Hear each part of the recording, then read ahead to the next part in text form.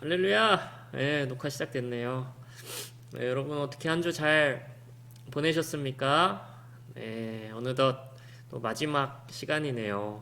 오늘이 마지막 시간이 될 것 같아요. 네, 마지막은 좀 대면으로 하고 싶었는데 그 다니엘 때 원래 제가 녹화해서 올리려고 했다가 그게 조금 쉽지 않게 되는 바람에 마지막 시간을 또 온라인으로 또 해버리게 됐는데 어쨌든 이 가운데도 하나님께서 여러분들에게 주시는 말씀과 또 은혜가 있을 줄로 믿습니다. 그래서 여러분 끝까지 우리 힘내서 집중해서 레위기 앞으로 나아갔으면 좋겠습니다. 제가 기도하고 시작할게요. 하나님 감사합니다. 아버지 우리가 또 주님의 말씀 앞에 섭니다. 아버지 이 말씀을 통하여 나에게 말씀해 주시고 또 이 말씀을 통하여 하나님을 깨닫게 하시고 하나님을 알게 하시고 그것을 통하여 날마다 또 더욱더 하나님을 사랑하고 하나님과 동행하는 우리 한 사람 한 사람 되어질 수 있도록 축복하여 주시옵소서. 감사드리며 예수 그리스도의 이름으로 기도했습니다. 아멘. 네, 여러분 오늘 마지막 시간입니다. 그래서 오늘은 나머지 부분들 있잖아요. 24장부터 27장까지 하고 나서 그리고 전체적으로 한번 정리를 할게요. 네, 한번 쭉 훑어보고 마무리하도록 하겠습니다. 네, 24장 그 전에 이제 1장부터 16장은 하나님 앞에서 드리는 예배, 그래서 제사에 대한 규례들이 계속 나왔었고요.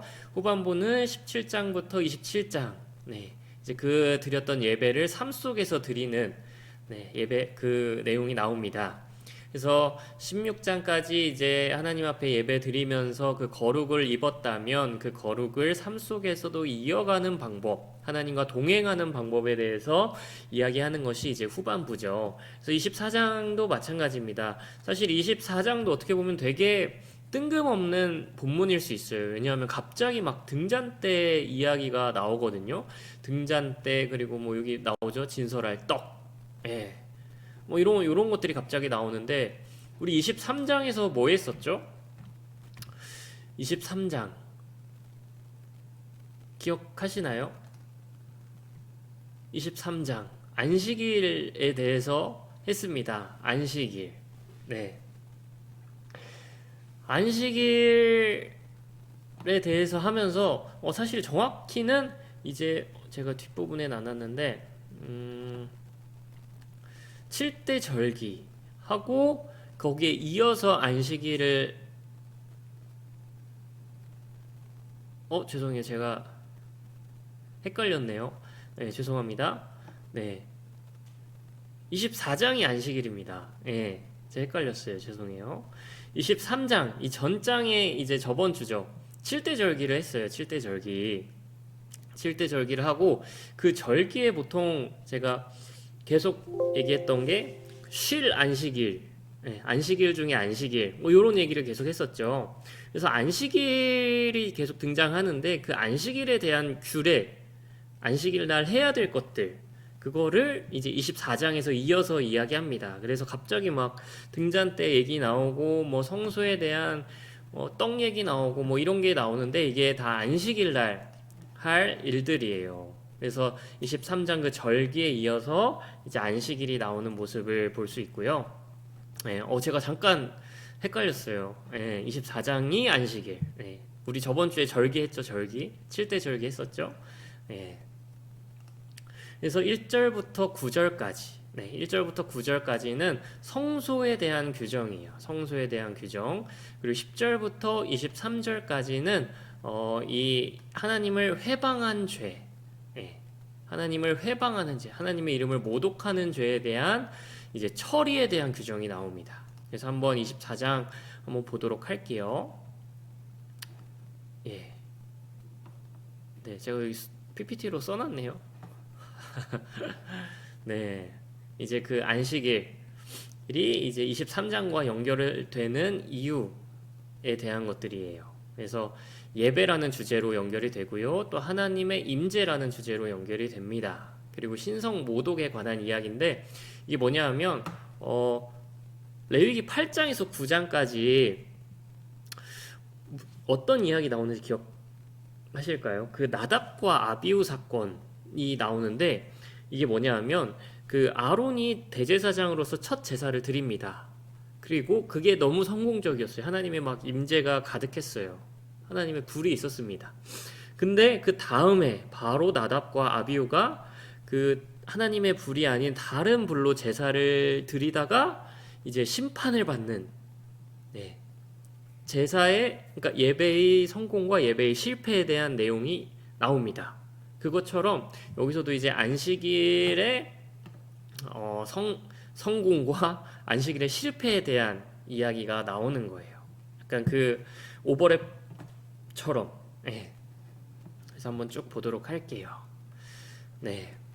그래서 1절부터 9절까지는 성소에 대한 규정이라고 했죠. 특별히 이제 4절에서는 등잔대에 대한 이야기를 합니다. 여러분 등잔대 기억하시나요? 우리 출애굽기 했던 분들은 아마 기억하실 겁니다. 네, 이 메노라라고 하거든요. 히브리어로 메노라라고 하는 등잔대예요. 이렇게 생겼고요. 그 성소 안에 있어요. 성소, 지성소, 박성소. 제가 이것도 이따가 사진으로 한번 보여드릴 건데, 여기 특별히 7개의 이제 등잔이 있죠. 그래서 이게 항상 켜져 있어야 돼요. 이게 항상 불타오르고 있어야 됩니다. 이게 무슨 의미냐 하면 이게 또 상징성을 가지는데, 하나님이 그냥 괜히 막 이렇게 해놔라 하는 게 아니거든요. 이게 이제 상징성을 가집니다. 예. 7, 일단 7이라는 숫자는 7개잖아요. 이게 완전수를 가리키거든요. 성경에서 7은 완전한 숫자예요. 완전함을 좀 의미합니다. 상징성이 있어요. 그래서 그 완전한 이제 빛이 계속 나오는 거죠. 이게 뭐냐? 하나님의 완전한 빛이 계속 이스라엘을 비출 거다라는 건데, 이 등잔대 앞에 보시면, 네, 요 구조거든요. 여기가 안에가 지성소예요. 여기가 휘장으로 둘러져 있고 이 안쪽이 지성소예요. 언약궤가 있어요. 그리고 여기 그 휘장을 중심으로 바깥에는 성소입니다. 그래서 여기 보시면 향단이 이렇게 계속 향이 올라가는 향단이 있고요. 그리고 등잔대 방금 봤던 그 7가지 그 등잔이 있는 등잔대가 있어요. 그리고 그 맞은편에 이제 떡상이 있습니다. 떡상은 이제 12개의 칸이 나눠져 있어요. 그래서 12개의 떡이 항상 이렇게 들어갑니다. 이렇게 생겼어요. 구체적으로 보면은. 그럼 이거는 뭐냐? 이게 바로 이스라엘이에요. 이스라엘. 네. 이게 이스라엘을 의미합니다. 그래서 이 등잔대 앞에 이스라엘이 있는 거예요. 네. 12개의 지파였거든요. 이스라엘은. 그래서 그 12개의 떡은 12개의 지파의 이스라엘을 의미합니다. 그래서 이 등잔대의 빛이 항상 이 떡을 비추고 있는 거예요. 그러니까 이 하나님의 빛이 항상 이스라엘을 비출 거다, 비춰진다 라는 것을 뜻하거든요. 그래서 그런 의미가 있습니다. 하나님의 빛 그리고 이스라엘.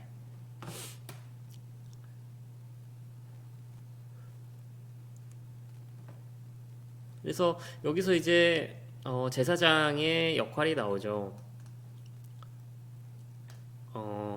등잔불을 정리할지니, 이게 뭐냐 하면 계속 이제 그 등잔불이 켜져 있을 수 있도록 이렇게 하라는 거예요. 기름. 네. 그리고 백성의 이제 역할도 있어요. 2절에 보시면 순결한 기름을 내게로 가져오게 하여 계속해서 등잔불을 켜둘지며, 기름을 계속 공급하게 하는 거죠. 백성들이. 성소의 운영에 이스라엘 백성들도 참여하라는 거예요. 그래서 어쨌든 이제 이 등잔불은 계속해서 켜져 있고요. 중요한 사명입니다. 백성들에게도 중요한 사명이고 제사장들에게도 중요한 사명이고, 이 등잔대가 계속 빛나서 이스라엘을 비추게 하는 거. 이거를 지금으로 적용하면 뭐라고 할 수 있을까요?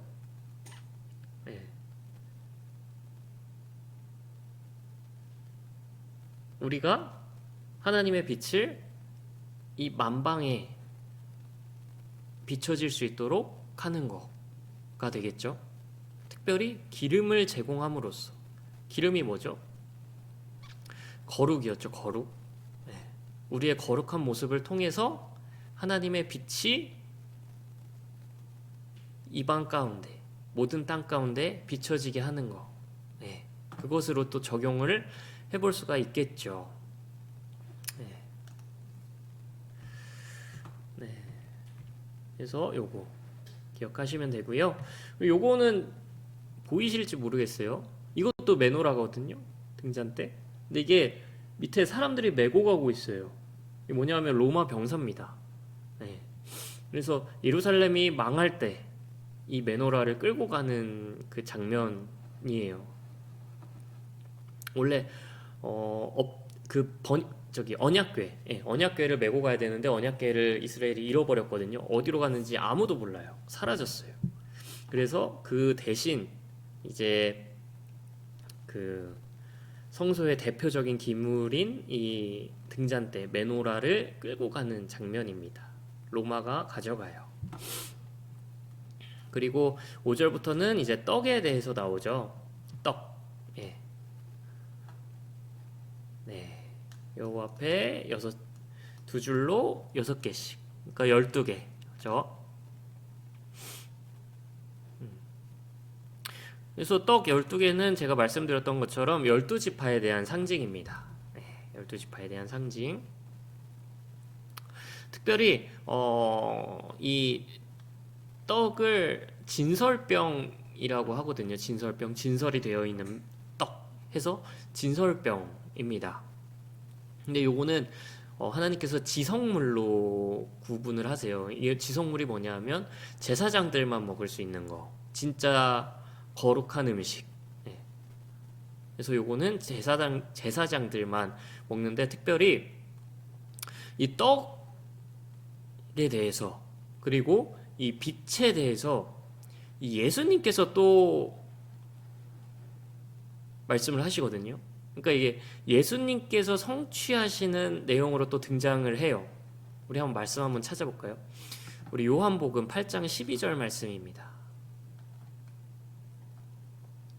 요한복음 8장 12절.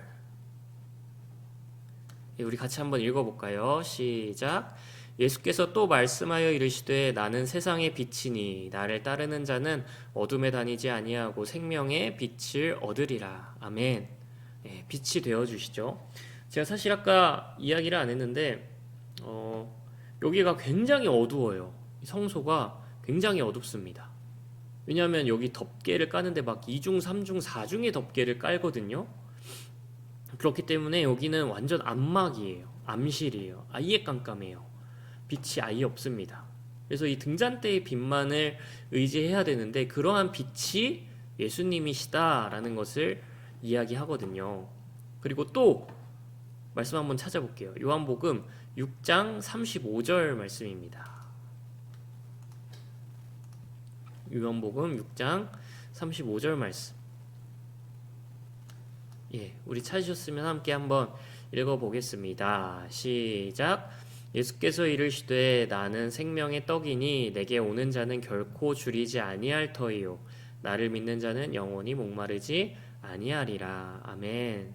네, 예수님께서 떡이 되셨습니다. 그것도 생명의 떡, 생명의 떡이 되어 주셨죠. 그래서 원래 이 진설병 우리 레위기에서 봤더니 떡 12개 있잖아요. 이 진설병 이게 뭐라 그랬죠? 그 지극히 거룩한 성물이라고 해서 그래서 지성물이라고 하는데 이 지극히 거룩한 성물은 제사장만 먹을 수 있잖아요. 이게 또 제사장이 그냥 아무 데서나 못 먹고 거룩한 지정된 곳에서 먹어요. 그 지정된 곳에서 먹는데 이제 그게 뭘 하냐 하면 하나님과 같이 한 식탁에서 식사를 한다라는 것을 의미해요. 네. 그러니까 하나님과 밥을 같이 먹는 거죠. 그러면 이 예수께서 생명의 떡이 되어주신 건 뭐냐? 우리가 예수님을 믿음으로써 그게 이제 무엇을 하느냐 하면 예수님이라는 그 생명의 떡을 우리가 먹는다라는 또 의미가 있거든요. 그래서 그 생명의 떡을 먹음으로써 예수님을 믿음으로써 우리가 하나님의 식탁에 참여해서 하나님과 같이 먹을 수 있다. 하나님과 친밀한 교제를 나눌 수 있다. 예전에는 제사장들만 그렇게 하나님의 식탁에서 하나님과 친밀한 교제를 나누는 특권을 얻었지만 이제는 예수 그리스도를 믿는 모든 사람들이 그 생명의 떡을 이제 소유한 사람들이 이제 그 하나님의 식탁에, 거룩한 식탁에 참여할 수 있다. 하나님과 친밀한 교제를 나눌 수 있다라는 것을 의미합니다. 그래서 예수님께서 또 직접 성취하신 말씀이고요. 넘어가서요. 10절부터 23절까지는 이제 여기 있죠. 하나님의 이름을 모독한 죄. 그러니까 하나님을 회방한 죄에 대해서 이야기를 합니다. 제가 오늘 살짝 좀 피곤한가 봐요. 갑자기 하품이 나와가지고 죄송합니다. 정신을 바싹 차리고 해야죠. 좋습니다. 10절부터 23절까지 한번 보도록 할게요. 이제 여호와의 이름을 모독하는 죄가 11절에 나와요. 이것도 진짜 그 우리 레위기 8장에서 9장에서 했던 것처럼 그 실제적인 예입니다. 나답과 아비후가 제사 잘못 드려서 벌 받는 것처럼 이것도 좀 실제적인 예가 등장해요. 그래서 슬로밋이라는 사람, 단지파 디브리의 딸, 이 여인들이 그 하나님의 이름을 모독하는 일이 벌어져요. 뭔지는 정확히 잘 모르겠어요. 근데 뭔가 하나님의 이름을 심각하게 모독을 하게 됩니다. 그래서 이 사건을 계기로 이제 하나님의 이름을 모독하는 사람들이 받을 죄에 대해서, 받을 처벌에 대해서 이제 이야기를 하고요.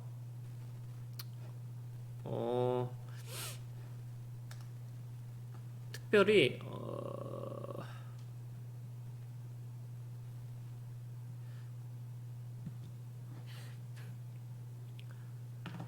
요게 왜 갑자기 이곳에 등장했냐? 이게 제가 안식일에 대해서 이야기한다라고 했잖아요. 근데 요게 왜 이렇게 등장을 했냐? 그거는 그 안식일의 정신이랑 좀 연결지어서 생각하면 될 것 같습니다. 그 안식일의 의미 중 하나는, 정신 중 하나는 그 하나님의 임재를 잃지 않는 거거든요.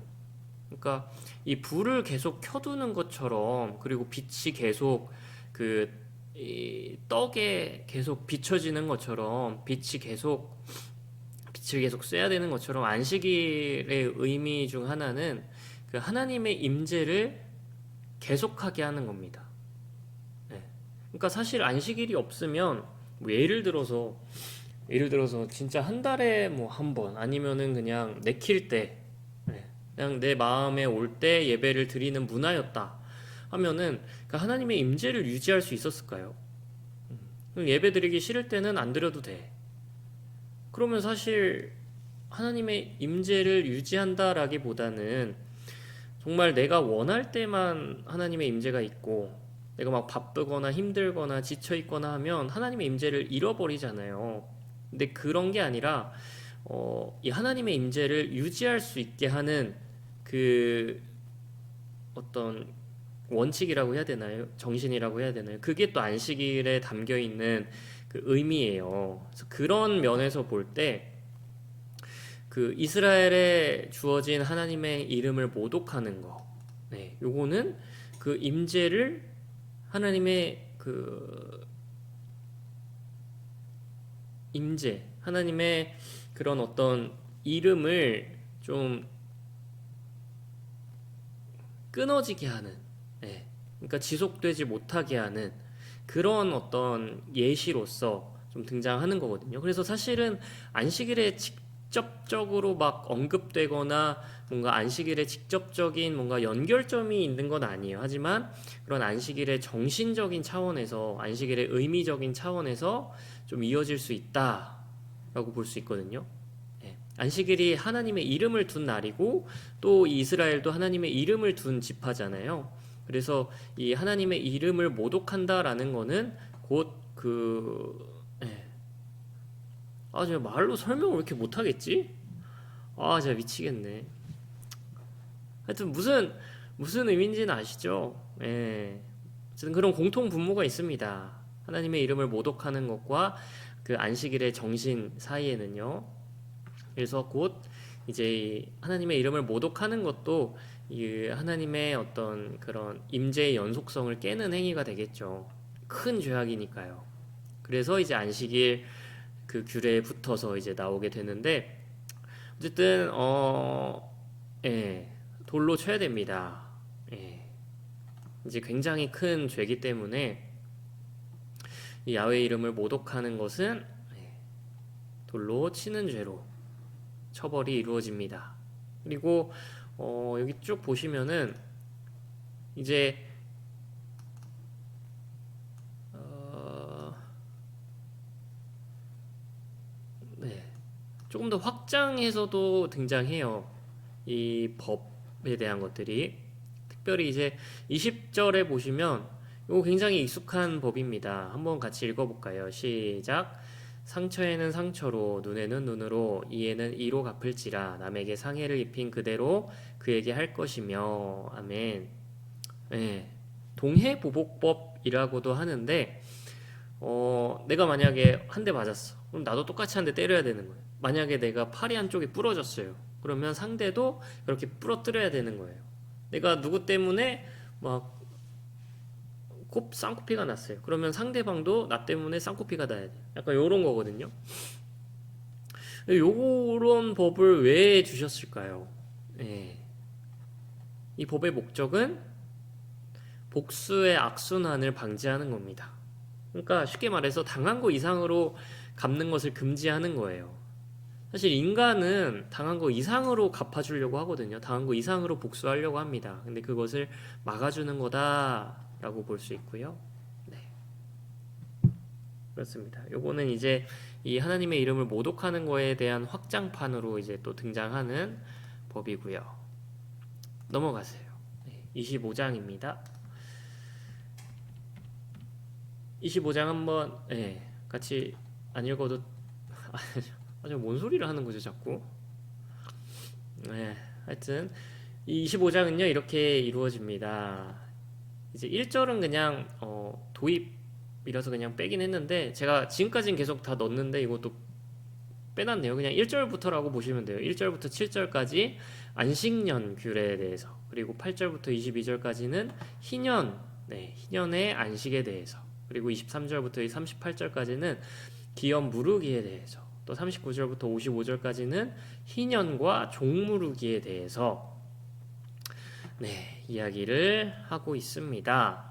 그래서 요 25장이요 굉장히 좀 중요한 본문입니다. 또 어떤 학자들은 이런 얘기도 해요. 레위기 25장은 지성소에 해당하는 본문이다. 그러니까 굉장히 좀 중요한 고대 근동 정말 지금에 있어서도 그 어느 사회에서도 볼 수 없는 굉장히 특별한 법이거든요. 안식년 그리고 희년이요. 안식년은 쉽게 말해서 7년마다 지키는 절기고요. 이 희년은요. 7년이 7번이에요. 그러니까 7, 7, 49. 그래서 그 다음 해부터 지킵니다. 50년마다 지키는 절기죠. 그래서 이제 희년과 이 안식년에 대해서 나옵니다. 특별히 이렇게도 정리가 될 수 있어요. 23장에서 25장 절기, 안식일, 이제 희년, 안식년, 희년 요거는 시간을 거룩하게 하는 주제로 묶일 수도 있습니다. 그래서 이 성소에서 시작되는 거룩이 이제 땅, 공간, 막 그 짐승들, 식물들 그런 것에서부터 이제 시간에까지 확대되는 것을 볼 수가 있고요. 그래서 25장은 이런 시간의 거룩, 그리고 그 시간의 거룩을 통한 땅의 거룩까지 다뤄요. 땅까지 쉬게 하거든요. 그래서 한번 보도록 하겠습니다.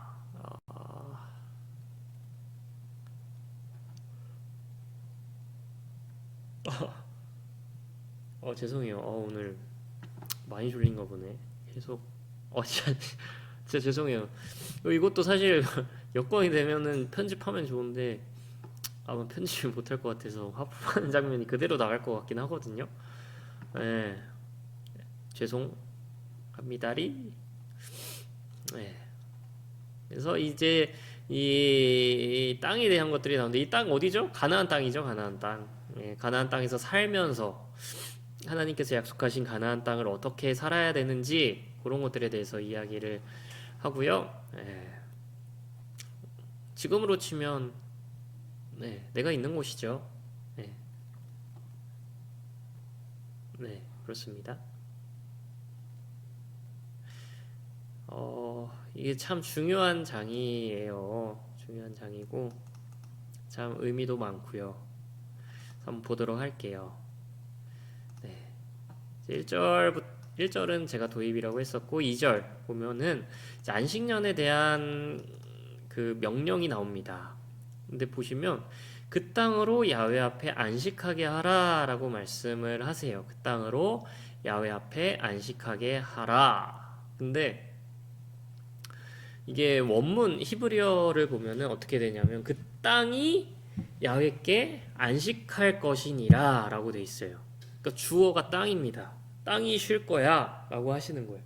그러니까 이 땅도 하나님의 명령에 순종해서 쉬게 되는 그런 날이 안식년이 됩니다.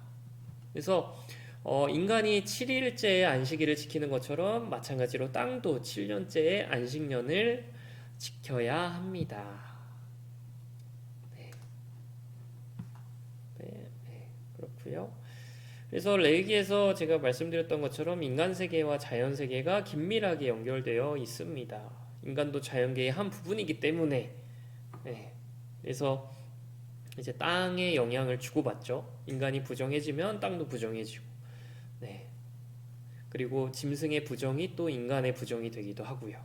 이렇게 자연과 막 주고받습니다. 네.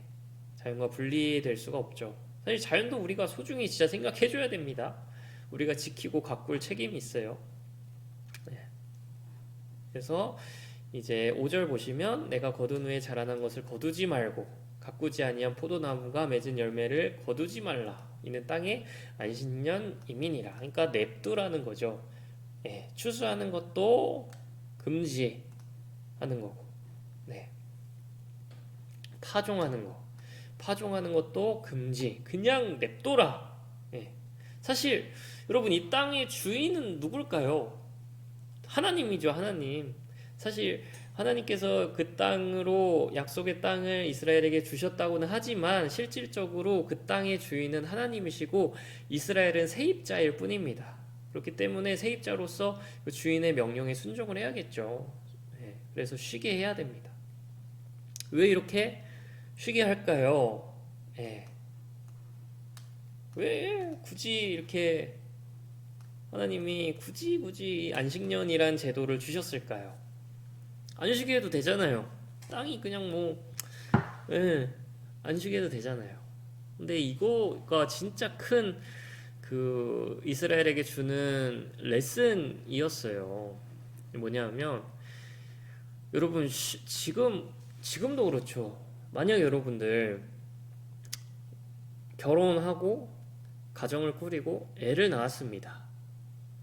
근데 안식년 제도가 있는 거예요. 그래서 일을 1년 무조건 쉬어야 돼요. 네.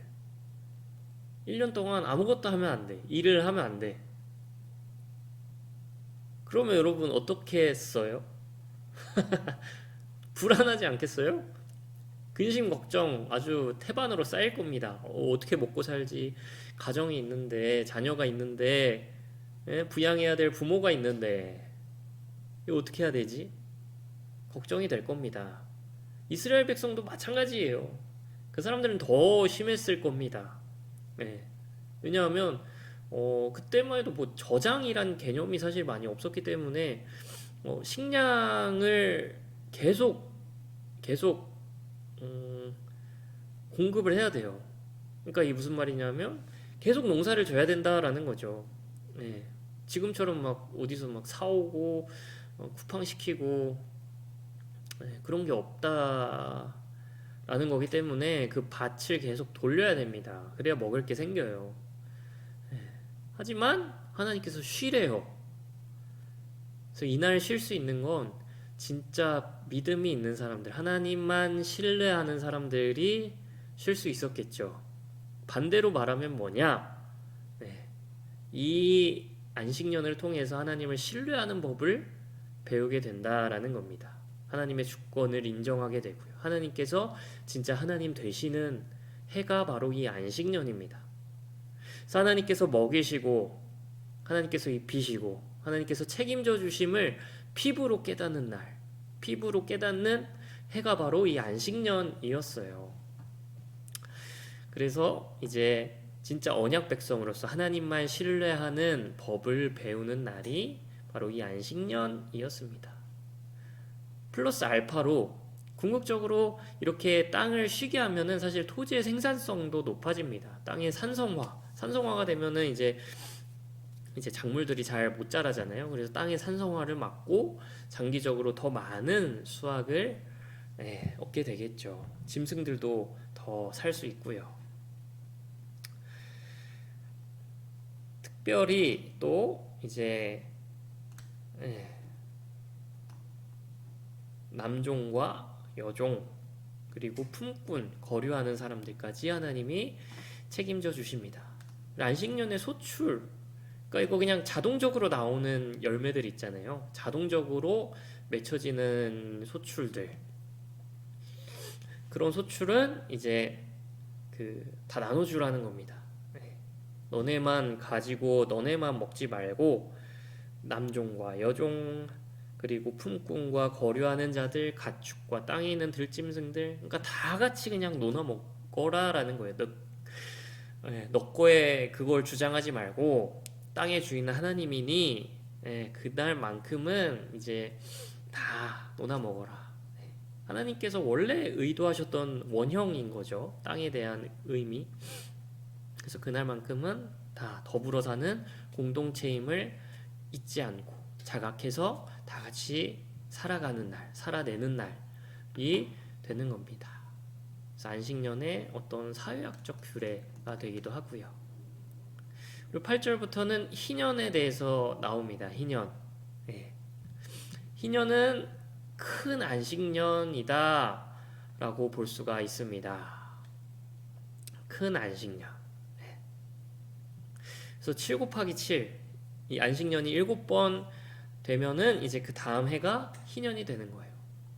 희년이 또 굉장히 큰, 또 깊은 의미가 있거든요. 그래서 그것들을 막 하나하나 세세하게 하려면은 못 하고요. 그래서 이제 보면은 중요한 것들만 좀 보면은 일단 이 희년은요 대속죄일로 시작을 해요. 전국에서 이제 뿔나파를 크게 붑니다. 나파를 부는 거 나팔절이라고 했죠. 근데 이 속죄일에도 나파를 불어요. 이 나파를 부는 게 사실 하나님의 임재를 상징하거든요. 하나님께서 함께 하시는 날, 하나님께서 임하시는 날. 그래서 이제 나파를 부는데 이제 거룩한 해로 이제 선포하는 그런 좀 의식입니다. 그래서 이 희년은요, 이 나파를 불면서 시작해가지고 이제 한 해 동안 다 그냥 자유하게 해주는 해예요. 빚을 다 없애줍니다. 싹을 그냥 다 없애줘요. 빚 증서 다 태웁니다. 그리고 종들 다 풀어줍니다. 노예들 다 풀어줘요. 나 자유하고 싶어요. 그러면 다 그냥 내보내줘야 돼요. 그게 희년이에요. 완전 그냥 자유, 완전 그냥 진짜 다 풀어주는 날. 그런 날이거든요. 지금 생각해보면 진짜 말도 안 되는 날이죠. 지금 희년은 우리 사회에다 해보려고 해보세요. 말도 안 됩니다. 당시에는 말이 됐겠어요. 말도 안 되는 날이죠.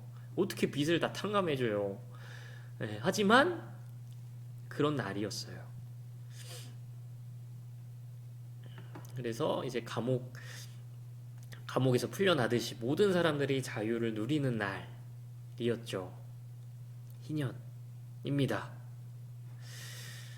그래서 이제 희년은 우리 13절 한번 볼까요? 네. 이 희년에는 너희가 각기 자기의 소유지로 돌아갈지라. 네. 소유지. 이게 무슨 말이냐 하면요, 원래 상태로 돌아가라라는 의미예요. 원래 상태. 네. 이게 무슨 말이냐면, 그 출애굽 정신을 너희가 잊지 말고 그때의 정신을 돌이키라라는 거거든요. 그러니까 출애굽 정신이 뭐죠? 네. 하나님께서 구원하시는, 하나님께서 이스라엘을 해방시키시는 그런 날이잖아요. 그래서 그런 그 구원의 은혜와 감격, 그 해방의 어떤 자유, 그런 것들을 잊어버리지 말고, 예, 잊어버리지 말고 기억하는 거, 유지하는 거, 그 정신을 유지시키는 거, 그것을 좀 의미한다. 그 의미가 이 말씀에 담겨 있다라고 볼 수 있어요. 원래 정신으로 돌아가는 거. 그래서 아까 안식일이 그 야훼 임재를 좀 계속 내 안에 유지시키는 그런 장치라고 했잖아요. 희년도 마찬가지예요. 그 출애굽 정신, 그 구원의 기쁜 감격, 그 해방의 자유를 유지시키는 그런 장치를 한다라고 볼 수 있겠죠. 그래서 이제 이 희년 동안 해야 될 것들을 쭉 나열을 합니다. 그래서 이 해에는 정말 주님 앞에 거룩하게 지키는 그런 날이에요. 속이지 말고 그대로 팔고 규례와 법도를 지켜 행하고 하나님을 경외하고 그런 날들인 거죠. 그래서 쭉 넘어가면요, 21절에 보면요,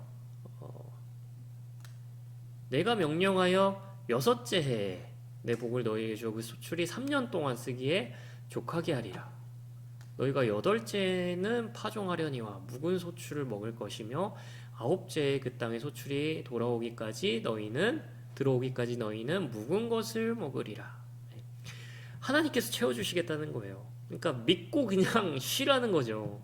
믿고 그냥 하지 마라. 믿고 그냥 희년 안식년 지켜라 라는 거예요. 그 희년과 안식년을 지켜야 하는 그 전해에 하나님께서 채워주실 거니까, 미리 다 공급해 놓으실 거니까 너희들은 그냥 믿고 지켜라 라는 거죠. 그래서 안식년, 희년, 믿음 없이는 사실 지킬 수 없는 날이었습니다. 하지만 하나님 믿고 이걸 지키면 궁극적으로는 나한테 유리하고 또 경제적으로도 뭐 플러스가 되겠죠. 어쨌든 이 믿음을 좀 다시 점검하고 믿음을 굳게 하고 깊이 하는 날이 바로 안식년 그리고 희년이었습니다. 근데 진짜 안타깝게도 이스라엘 역사상 특별히 이 희년이 지켜졌던 예가 발견되지는 않고 있습니다. 희년이 지켜진 적이 없는 것 같아요. 안타까운 일이죠. 23절부터는 토지에 대한 건데, 이제 토지를 무르는 그런 내용이 나옵니다. 무른다라는 게 뭐죠? 그냥 다시 원상복귀 한다라는 거죠. 그러니까 만약에 돈을 받고 팔았어. 그러면 내가 이거 다시 물을래요 하면은 다시 그 돈 가져오고 토지는 다시 그 돈 다시 주고 토지는 다시 가져오고, 요런 개념인 거거든요. 그래서 여기서도 말씀하시죠. 토지를 영구히 팔지 말 것은 토지는 다 내 것임이니라. 하나님 거죠. 하나님 거. 너희는 거류민이요 동거하는 자로서 나와 함께 있는. 그 토지를 사실 관리하는 관리자지 그 주인이 아니거든요. 그 주인은 하나님 거예요. 하나님 거. 지금 요 정신이 다 박살나가지고 지금 한국 부동산이 요동을 치고 있죠. 땅을 가진 자만 가지고 또 그것이 자기의 것인 걸로 이제 생각해서 자기 배만 불리고 뭐 그런 상황들이 있습니다. 예. 그래서 이제 24절에 보면은 너희 기업의 온 땅에서 그 토지 무르기를 허락해라. 그러니까 토지가 중요한 생계 수단이기 때문에 토지를 통해서 이제 가족이 생존할 수 있었기 때문에 이 토지에 대한 그 뭐라고 해야 될까요? 예. 그러니까 그 생존을 위한 이제 어떤 장치인 거죠, 장치. 예. 토지 무르기. 그러니까 하나님께서 최저 생계 보장권을 지금 말씀하시는 겁니다. 그래서 토지는 이제 돌려줄 수 있는 그런 물건이 돼야 된다라는 거죠. 토지를 막 내 거야 하면서 막 이 땅 내 거야 막 땅 넓히기 하지 말라라는 거예요. 땅 넓히기. 그러면 다른 사람도 죽게 만드는 거니까 땅 넓히지 하지 말라라는 거죠. 그래서 요거를 히브리어로 전문 용어로 고엘이라고 하는데 뭐 그거는 모르셔도 상관없을 것 같은데 어쨌든 그렇습니다. 근데 보면은 이제 가난할 때 뭐 그럴 때 좀 이렇게 좀 다시 돌아가게 되는 혹은 아니면 희년에 보시면 28절에 희년에 다시 돌아가게 해라라는 명령을 주시고요. 그래서 그냥 진짜 땅 넓히기 하지 말라는 거예요. 그냥 다 같이 좀 고르게 행복하게 누구 한 명만 독점하지 말라라는 거죠. 하하. 지금이랑 많이 다르죠. 지금은 뭐 사실 부의 편중이 굉장히 심하니까요. 하지만 하나님께서 원래 그것을 굉장히 경계하시고 기뻐하시지 않으셨다. 나눔, 공생 이런 것들을 굉장히 좀 중요시하죠. 이런 것들에 어떻게 보면 법정신도 그래요. 공생, 나눔, 배려, 약자를 살리는 거 그런 것들에 대해서 굉장히 많이 말씀을 하시죠. 그래서 특별히 아까 제가 여기 줄쳐놓은 희년에 이르러 돌아올지니 그것이 곧 그의 기업으로 돌아갈 것이니라. 희년에 이제 땅이 돌아올 거다라는 거예요. 근데 이게 어떻게 또 무슨 의미를 가지냐면요. 우리 이사야서 한번 찾아볼게요. 이사야서 54장 5절 말씀입니다. 어디 있죠? 여기 있네요. 이사야 54장 5절 말씀. 같이 한번 읽어볼까요? 시작. 이는 너를 지으신 이가 내 남편이시라. 그의 이름은 만군의 야훼시며 내 구속자는 이스라엘의 거룩한 이시라. 그는 온 땅의 하나님이라 일컬음을 받으실 것이라. 아멘. 뭐냐면요.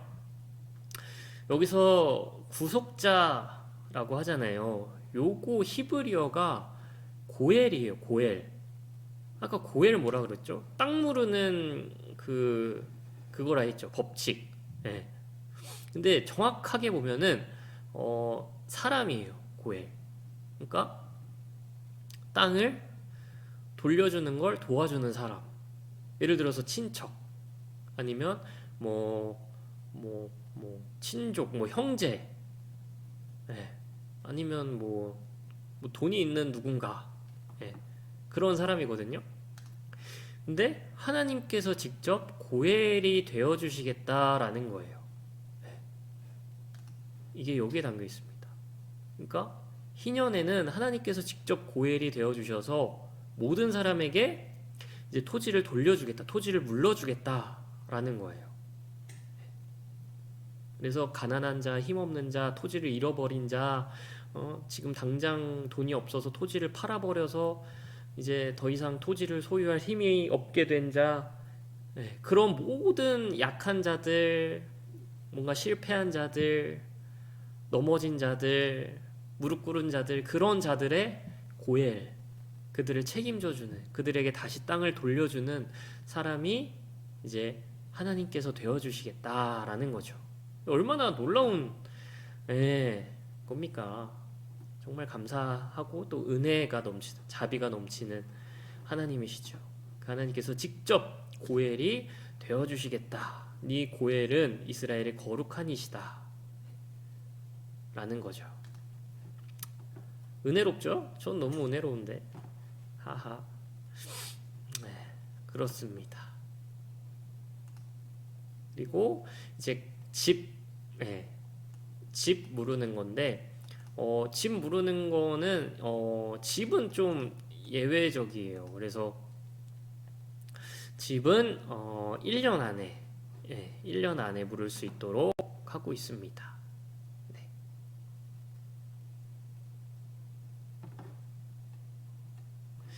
그리고 35절부터는 또 이 가난한 자에 대한 배려들이 나옵니다. 살짝 35, 36, 37, 38. 그래서 이제 아까 저기 출애굽 정신으로 돌아오라고 했잖아요. 출애굽 정신 중에 하나가 또 뭐냐면, 제가 뭐 계속 하나씩 더 추가해서 얘기를 하게 되네요. 어쨌든 그 출애굽 정신 본문을 보면서 얘기해서 그래요. 뭔지 아시죠? 어쨌든 그 출애굽 정신 중에 하나가 뭐냐면 그 겸손이에요. 내가 종되었던 거를 잊지 않는 마음. 나도 이집트에서 종이었잖아요. 노예였잖아요. 그 노예 출신인 내가 진짜 하나님의 은혜로 자유민이 되었고 지주가 되었잖아요. 땅을 굴리는 사람이 되었잖아요. 그거를 잊지 않게 하는 게 또 이 목적이기도 하거든요. 그래서 그 희년 안식년에는 이런 우리에게 속한 약자들, 특별히 이방인들, 혹은 우리의 종들, 그런 사람들을 배려하고 챙겨주고, 그 사람들을 위해서 돈을 줘도 이제 이자 받을 생각하지 말고 뭔가 나의 유익을 위해서 구워주는 게 아니라 진짜 그냥 이 사람을 위해서 구워주는. 원래 사실 그때 당시에는 이자가 얼마였게요? 어마어마했습니다.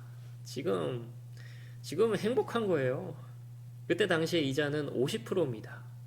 그래서 만약에 지금 전세대출로 1억을 빌렸습니다. 1억도 사실 적다. 전세대출로 한 2억 5천 빌렸어요. 그러면 빚을 갚을 때 이게 얼마로 갚아야 하냐? 3억 7,500으로 갚아야 됩니다. 1억 2,500이 는 거죠. 50%가 이자기 때문에. 그래서 많은 사람들이 이제 이 고리대금으로 인해서 노예로 전락을 했는데, 하나님께서 이것을 절대 하지 말라라고 말씀하시는 거예요. 그냥 줘라는 거죠. 그냥 빌려주고 이 사람을 위해서, 이 사람 살리는 거에 초점을 둬야지 나의 유익에 초점을 두지 말라는 거예요. 도와주고 배려하고 구워주고 나눠주고, 그게 하나님께서 정말 원하셨던 모습입니다. 그리고 39절부터는 이제 여기 있죠, PPT에 희년과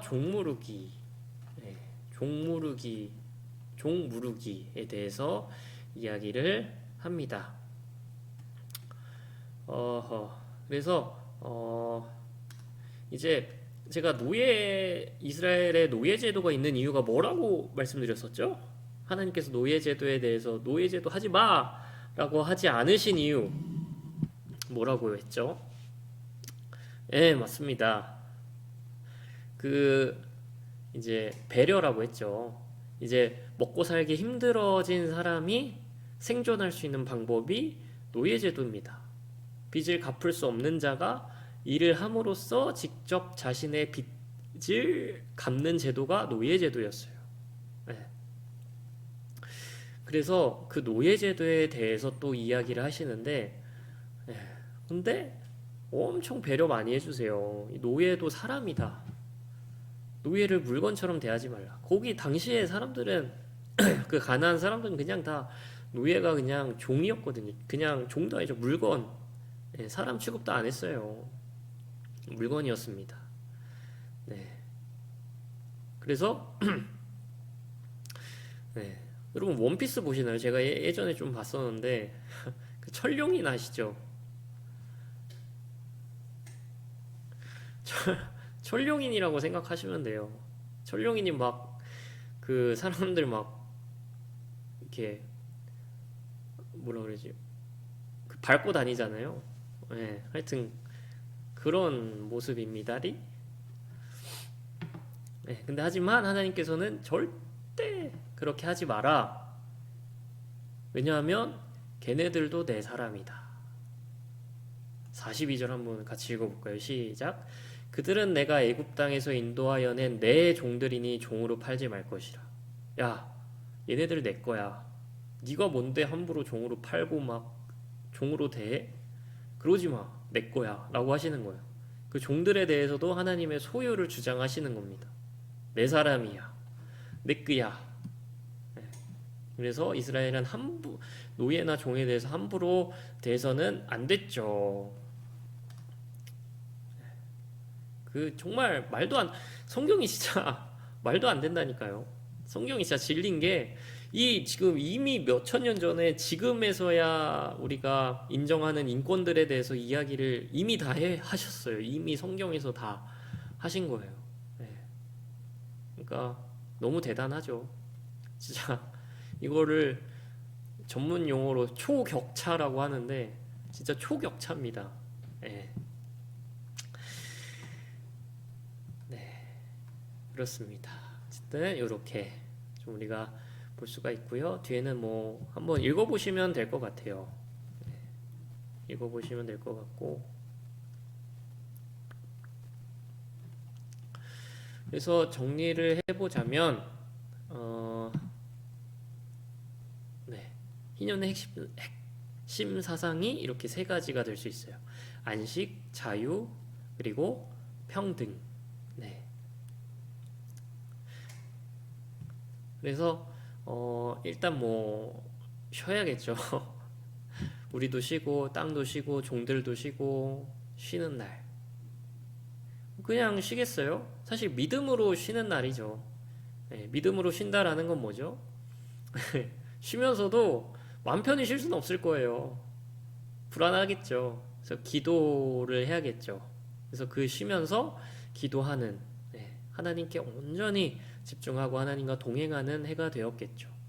그리고 또 자유를 누리는 날. 하나님께서 우리에게 주시기 원하시는 건 자유예요. 속박이 아니라. 노예 상태가 아니라 우리가 자유하기를 원합니다. 그래서 그 자유가 이제 국가적으로 임하는 날. 그리고 평등. 우리가 노예에 대해서 계속 얘기를 했는데 그 사람들도 평등한 대우를 받아야 할 인격자들이다라는 것.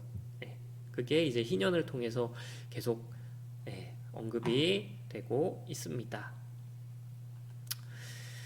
그리고 또 이 희년을요, 예수님이 또 이제 성취하실 것이다 라고 예언이 됩니다. 우리 이사야서 또 찾아볼까요? 이사야서 61장 1절 말씀이에요. 이사야 61장입니다.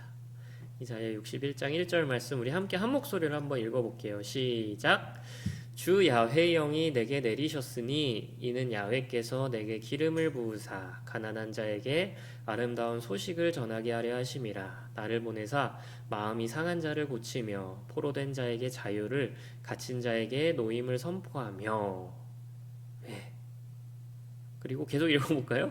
야훼의 은혜의 해와 우리 하나님의 보복의 날을 선포하여 모든 슬픈 자를 위로하되 무릇 시온에서 슬퍼하는 자에게 화관을 주어 그 죄를 대신하며 기쁨의 기름으로 그 슬픔을 대신하며 찬송의 옷으로 그 근심을 대신하시고 그들이 의의 나무 곧 야훼께서 심으신 그 영광을 나타낼 자라 일컬음을 받게 하려 하심이라. 아멘. 네, 은혜의 해.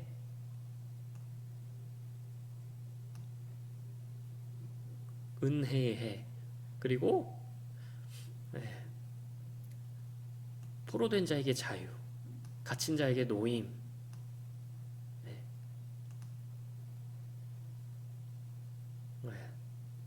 이게 다 뭐죠?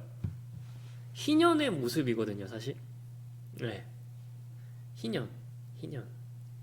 그리고 여기서 특별히 갇힌 자에게 노임을 선포하며 자유. 이게 용어가 레위기에서 나온 용어랑 똑같아요. 원래 이 희년에서 말할 때 그 자유에 대해서 말할 때요. 이게 또 참 특이한 건데 용어가 그 히브리어가 데로르라는 거거든요. 데로르르르르. 데로르르르. 이게 그 자유에 대한 용어예요. 그 레위기에서 특별히 사용하고 있어요. 희년을 이야기할 때. 이게 데로르가 뭐냐면 진짜 물이 이렇게 흘러가는 소리, 의성어 맞나요? 하여튼 그 소리를 이제 예를 들어서 멍멍 이제 강아지 소리잖아요. 그것처럼 데로르는 물이 흘러가는 소리예요. 그래서 데로르르르르. 물이 이렇게 어떤 구애받지 않고 자유롭게 막 흘러가는 것처럼 그렇게 흘러가는 것을 이제 자유라고 생각을 한 거죠. 그래서 데로르라고 히브리어로 표현을 하는데 딱 여기서 데로르가 쓰이는 거예요. 되게 특이한 용어인데 자유에 대한 여기서 쓰이는 거죠. 그러니까 희년의 성취가 예수님께 있다라는 겁니다. 근데 실제로 예수님께서 이것을 부분적으로 성취하시죠. 사실 완전한 성취의 날은 예수님께서 진짜 왕이 되시는 그 날이고요. 진짜 그 하나님의 나라가 이 땅에 오는 날, 그 예수님 재림의 날, 그날 완전히 성취될 거고 예수님께서 그 이제 성육신 하셔서 인간의 몸을 입고 오셨을 때 부분적으로 성취가 됩니다. 말씀 한번 찾아보시죠. 누가복음 4장 18절에서 19절이에요.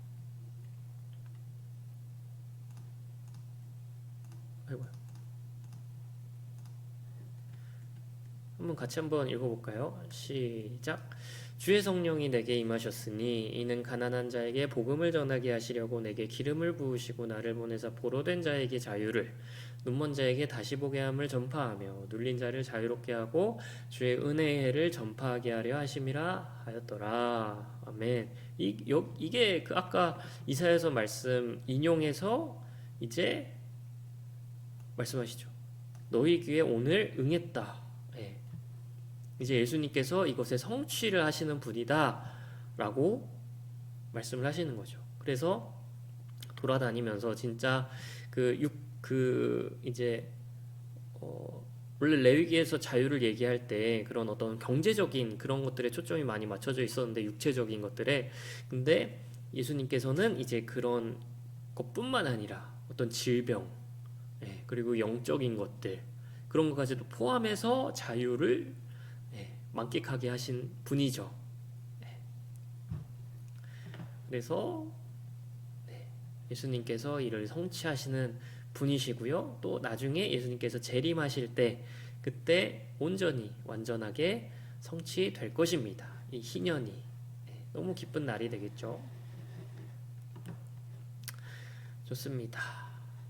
넘어가서요. 26장, 27장은 잠깐 좀 쉬었다가 진행하도록 하겠습니다.